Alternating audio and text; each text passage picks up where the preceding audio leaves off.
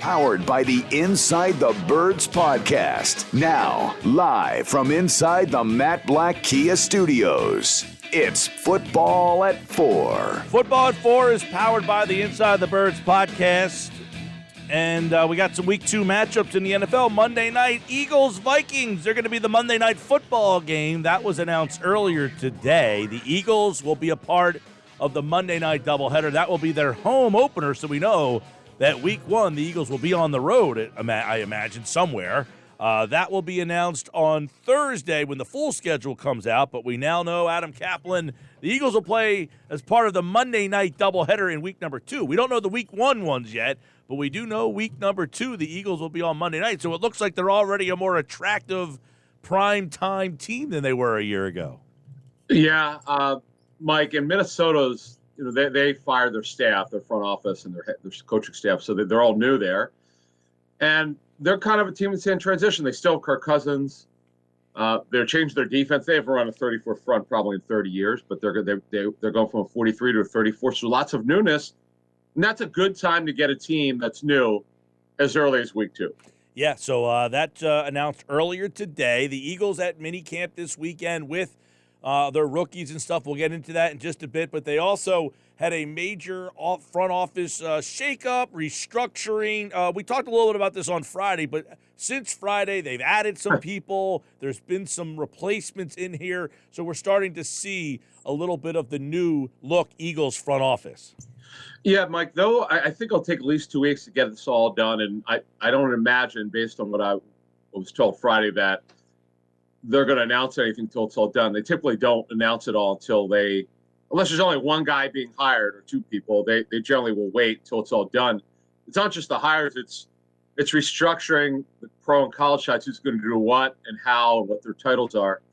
So, so Tom Donahoe is out as a senior football advisor. Tom's been there for a long time. In fact, I'll tell you what, 2016, which was one of the best drafts of Howie Roseman's career, without Tom Donahoe, I don't think this happens. I don't think it becomes a great draft. Tom, I'm told, set the board there that year in 2016, and he did a great job. Roseman, the GM, just came back into power, as you know, being that he was sort of set aside, as you know, in 2015. Then he was back in 16, and Tom Donahoe, who's been a mentor for him and Andy Weidel, particularly because Tom was the one who hired Andy many years ago with the Steelers. So he's a mentor to a lot of people. It's kind of been in the works for a while that they would start moving on here. And talking to a source close to Donahoe, not so sure he's going to retire. I know that there are a lot of rumors about that. I don't know that he's going to do that, but it's just he's been with them a long time. He's from Pittsburgh, and it was when they brought him in. I don't think anyone saw him being with the Eagles this long. It's been a lot longer than probably people expected. And he did a great job being a voice of reason for their football operations. Yeah, and over the weekend, too, they brought in Charles Wells. It's from Cleveland. So Catherine Rach goes from Philly to Cleveland, and Wells goes from Cleveland to Philly and will be the director of player personnel. What kind of role, what kind of job does that person do, and is this a significant hire? Yeah, what's interesting about him is he had a lower level, mid-level title with the Browns. This is actually a pretty big step up for him, I'm told. Well-liked guy with the Browns. Now, remember, as we noted on Friday, they're probably going to go with a similar structure. They'll probably have at least two director of player personnel, like Ian Cunningham and Brandon Brown had the same title, director of player personnel. One worked mostly with the pro side, Brandon Brown, Ian Cunningham mostly with the college side. So that's kind of and the guy they brought in from Cleveland worked mainly on the college side. So my understanding is that's probably what he'll do. They interviewed Brandon Hunt, who's the Steelers pro scouting coordinator. We reported that on Thursday that they were going to interview him. We're told that it's taken place.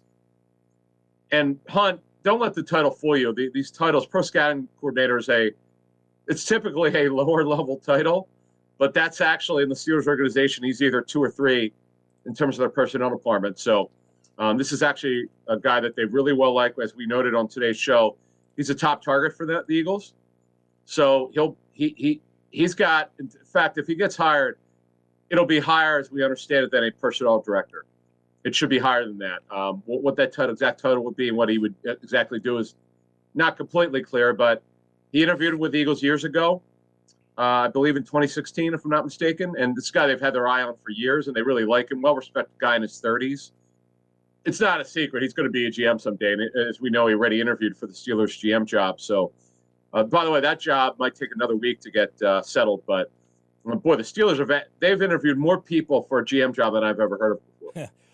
By the way, 8 names in all have left or are leaving Philadelphia. So it's a pretty, that's a pretty big amount of, people in the front office that you've got a big turnover, if you will.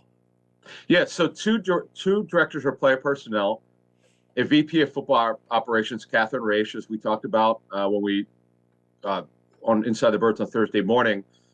We explained kind of why she was leaving and what job that before. It would be for the assistant GM job, which means she's really literally one step away from being a GM. She'll work for Andrew Berry. It's just kind of interesting. She took Berry's job with the Eagles, and now she works hand in hand with Andrew Berry. In fact, I'm told that she is. I think her last day was either last Friday or today. I mentioned Donahoe, Casey Weidel. Casey was director of football operations, good at his job, but as we first reported on last Thursday, they're going to promote someone from within to take his job. He should have no problem getting a job. He's very well respected and well liked. The scouting assistant was let go, Evan Pritt. TJ McGrate. Well, here's the situation here. He was actually brought in by someone else, Joe Douglas. And Joe now, of course, is the GM of the Jets. So he kind of didn't have what they call a sponsor. He's running by someone else. He was told before the draft he would not return.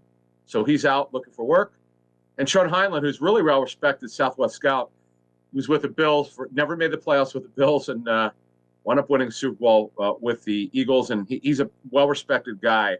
Should not have a problem getting a job. But as you said, you're right. A lot of people left, but as we reported last Thursday, at least 4 people will be promoted, and it could be more from within, which is good. I'm glad the Eagles do that. Again, the question is, what's their title and what exactly will they be doing? But Alan Walken, Dave Colwell, Ryan Myers, Tobiah, the people we're told likely will be promoted. All right, Adam Caplan, Football at 4 from InsideTheBirds.com. And the new Inside the Birds podcast dropped this morning where they go a little bit deeper on some of this. We want to look at the weekend. The undrafted rookies, the rookies, 42 players in all participated in rookie camp over the weekend, Adam.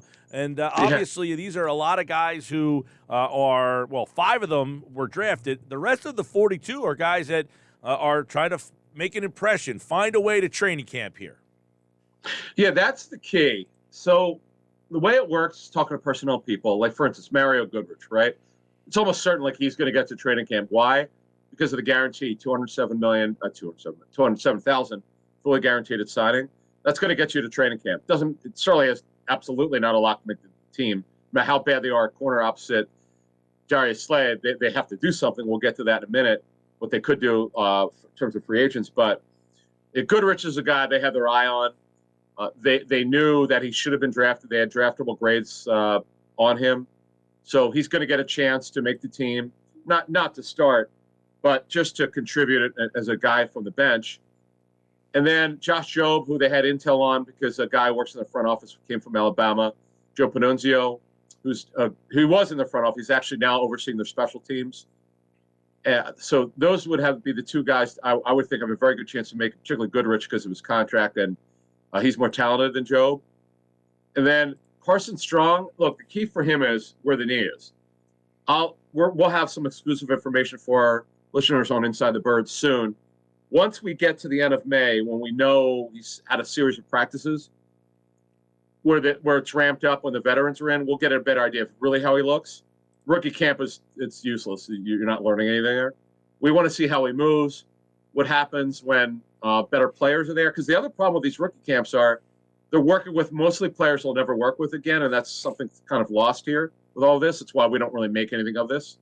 We want to see, though, once it matters, what he looks like. Because he's got the size and the arm strength to play in this league, but he's got to go over the multiple knee surgeries. And Britton Covey is a kid that's a receiver, punt returner, kick returner. And they have to improve, Mike. Their return game was atrocious last season. One of the worst in the National Football League. That's not what they expected when they drafted Jalen Reagor, but it hasn't worked out with him as a returner, as we know.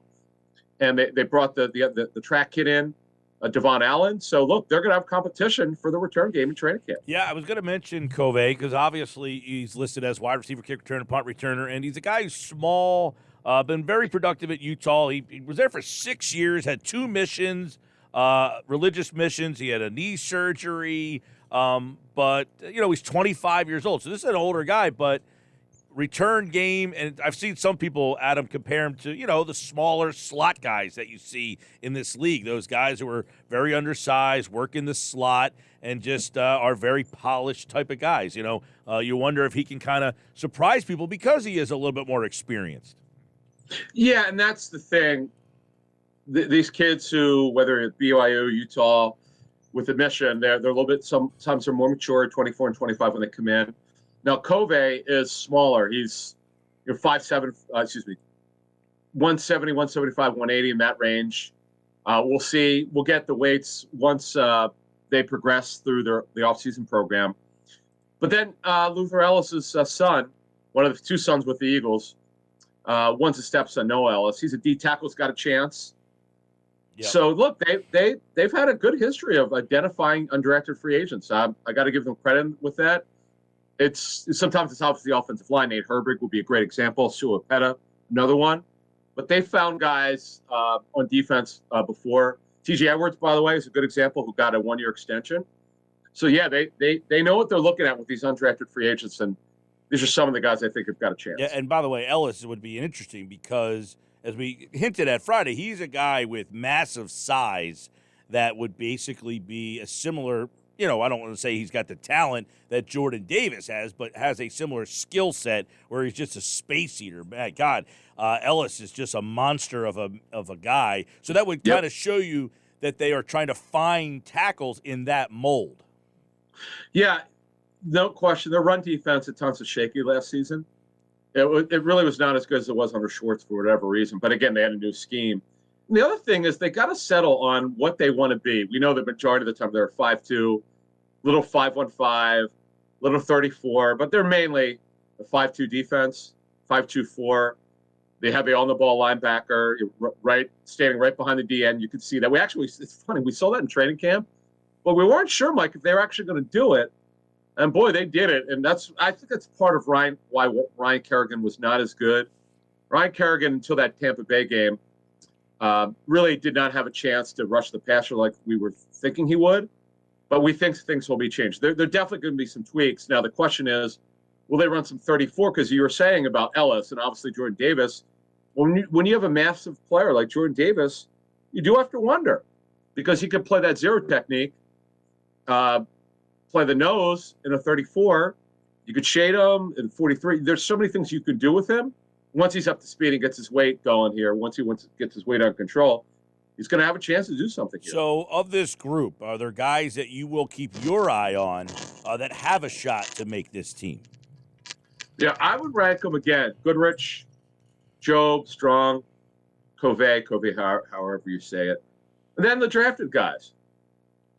Yeah, as you know, the signing drafted picks now, I mean, it's like it's not even a story anymore where, like when I first started covering the league, oh my gosh, the first rounder's not signed by the day of camp. Before the day of camp, like Brandon Graham signed a little bit late. Like it might have been like the night before or something. Now it's like, who cares? Like these guys signed, so it's a non-story. Yeah. But 2 guys to watch who you add in the UDFA class, right? Calcaterra, they really like this kid. This tight end out of SMU, everybody knows he took a year off because of concussions. He actually was temporarily retired, then he came back. He's super athletic. Now, I know he's smaller, but they want to use him in that F tight end role, which is offset. You'll see it. The Patriots, I'm told, under Josh McDaniels, used that for years. They like 2 tight ends, and one of them is going to be right next to the quarterback. He's going to be behind the offensive line as an offset tight end. Now, that's the way they're going to use Calcaterra because you can't play him in line. He's too small. And then Kyron Johnson, he knows, he was talking about it over the weekend.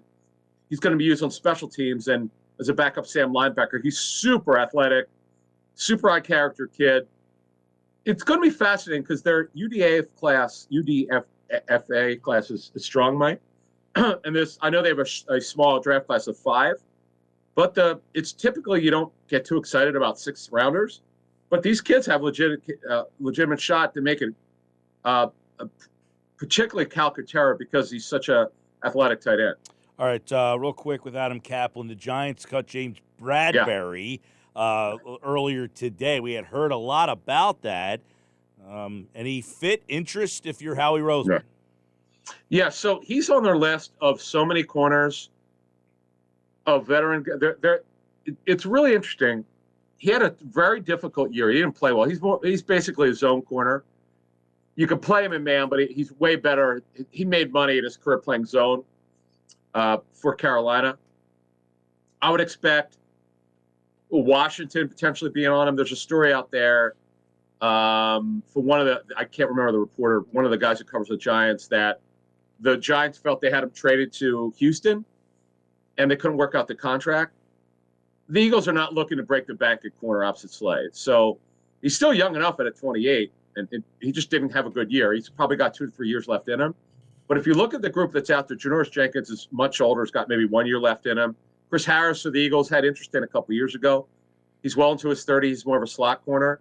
Kyle Fuller, I'm told they're not on right now unless they change their mind. Bryce Callahan just signed with the team. He's a slot corner anyway. Joe Hayden's older. He's maybe got 1 year left in him. Trey Waynes is younger. He's had some injuries. Typically, Mike, there's a reason why these guys are out there. Age, injury history, regression.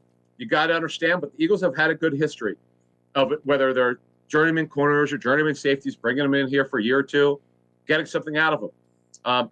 My sense is, Mike, I felt this for several weeks, unless he's willing to be reasonable. It's like with the Honey Badger, Tyrann Mathieu. They were never really in it. They looked at it. They talked to him. They were nowhere close to wanting to pay what they wanted to get. My sense is they would have been willing to pay maybe $5 million for a year. Wasn't going to get it done. He got paid over $10 million a year on a multi-year deal. So the Eagles are just they're looking at a reasonable price. Remember, we're at the draft now, but usually starting corners like Bradbury, I get he's not the same corner, but guys like Bradbury don't become available very much unless he's willing to be reasonable. I just don't see it. All right, last thing for you, Adam. Nekobi Dean, the whole injury thing, he was out on the field, I guess. There was no problems? Yeah, I haven't heard that there was an issue, but again, you can't do anything right now. They're in T-shirts and no pads. So you really can't do anything, but we heard he's okay. I want to see what happens when they're able to work with the veterans. And, remember the Eagles, I think last year, as you know, Mike, last year they were the first team to be done their offseason program. If the setup was like it was last year, they'll be done by early June. Yeah. So we'll get an idea then of how he looks. But I've not heard that he didn't look fine. Right. The fact that he was a full participant, would you be able to participate if you had some lingering injury potential? Well, again, full participant, there's no contact. You're doing very little. Here's the thing. Whatever the players are allowed to do, Mike, he did that. That's the point. But I want to see what happens when there's real competition before training camp in the mandatory camp.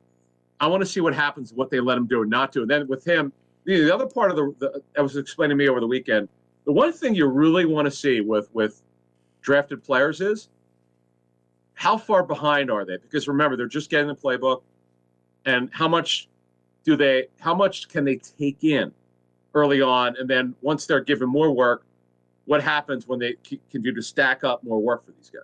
All right, Adam Caplan, Football at 4, and, of course, Inside the Birds.